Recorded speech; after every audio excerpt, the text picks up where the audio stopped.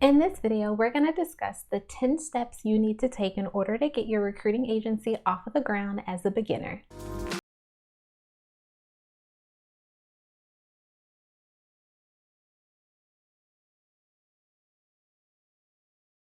Hey, what's up YouTube? It's Natasha, the business recruiter. Welcome back to my channel. So when it comes to you taking the leap and deciding that you want to start a recruiting agency, it's important to understand that there are some preliminary steps that you need to take in order to just even get a business off of the ground. So we're going to go through the 10 key steps that you should take, and we're actually going to leverage a resource that is extremely helpful in regards to starting a business, and that's the U.S. Small Business Administration's website. So let's go ahead and dive into each of the steps. So if you're in the US and you go to sba.gov, you can actually go ahead and get some preliminary information in regards to the steps that you should go through in order to start your own business.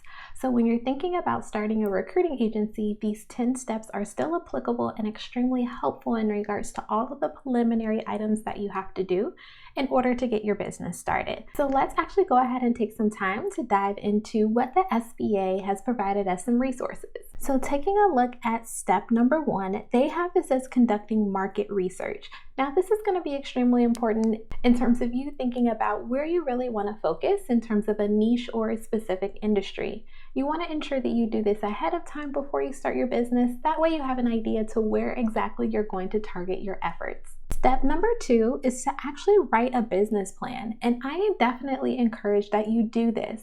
This will help you to not only stay organized, but to really think through what is going to be the mission, the purpose, as well as the vision for your business. Of course, it's to be able to find prospective clients, turn them into actual clients, and then ultimately fill their requisitions to get paid. But how do you take that a step further? What does your 5, 10, or even 15-year plan look like in terms of your business? So actually going through and writing a business plan just helps to ensure that you're organized from the very beginning. Now, step number 3 is going to be, how are you going to fund your business? There's so many ways that you can go about doing this. Funding can be provided from so many different avenues. So are you self-funding? Are you going to take out a loan? Are you going to use credit? Are you going to try to raise funds? Contingent on exactly how much capital you're looking into in terms of getting your business off of the ground will ultimately determine the path that you need to go. Now, I'm very transparent in regards to the fact that it doesn't take a lot in order to get a recruiting agency started. Minimum, all you need is $500, and that's going to be for the basics in order to get you started. As your business continues to grow and you continue to scale, you can then continue to put more money into your business as your business becomes profitable. Now, number 4 is to pick your business location.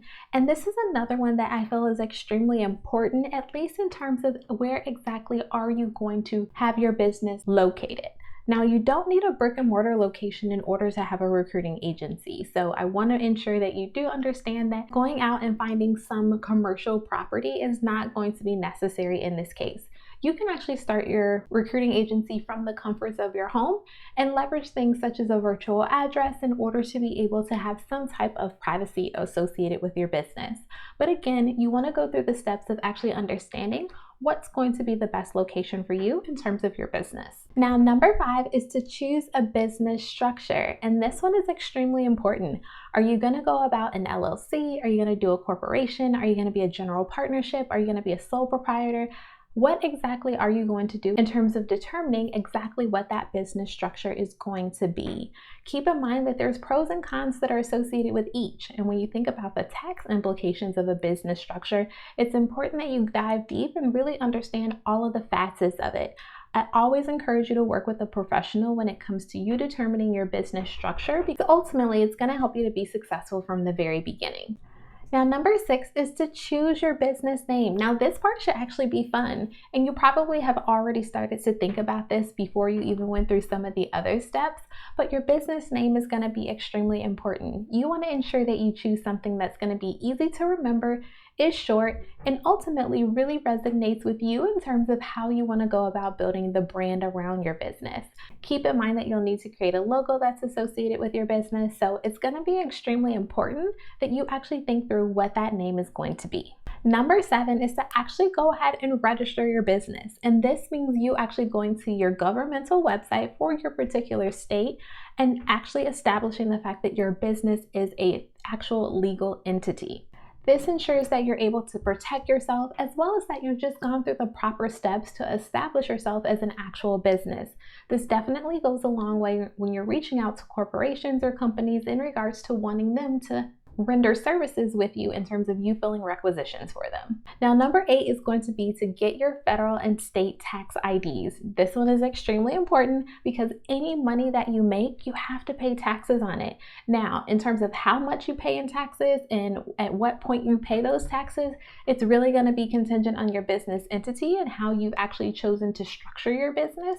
But again, Uncle Sam is always going to want their money, and you're going to want to ensure that you always pay them. So it's important that you take this step so you can properly pay your taxes when that time comes. Now, number 9 is going to be to apply for licenses and permits. And this one is really going to be contingent on your state more than anything else. Keep in mind that different states require different things. But in order for you to be legally compliant, you have to ensure that you're up to date on the information that your state needs in order to recognize you as an actual business.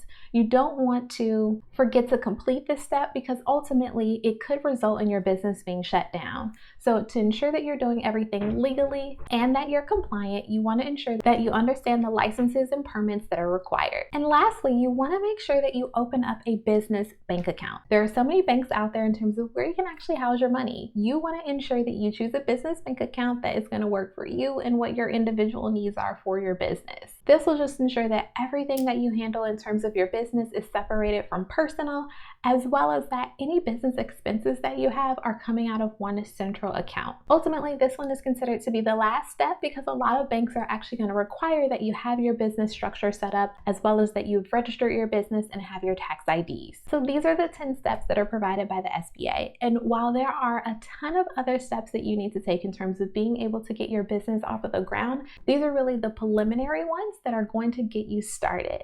Ultimately, more than anything else, it's important that you do your research, thoroughly understand the requirements of your state, and ensure that you're doing your due diligence in the best way possible. And when you have questions, reaching out for help, not only from your local government, but also taking the time to reach out to those who maybe have started a business and can help guide you. I hope you found this video to be helpful. If you did, then be sure to give me a thumbs up, as well as if you are not subscribed to my channel, then be sure to go down below and hit that subscribe button as well as that bell so that you can get notified of all of my videos that drop weekly. And last but not least, we are always in my Facebook group talking all things recruiting. I'll leave the link down below in the description box. That way you can go ahead and join in on the conversation.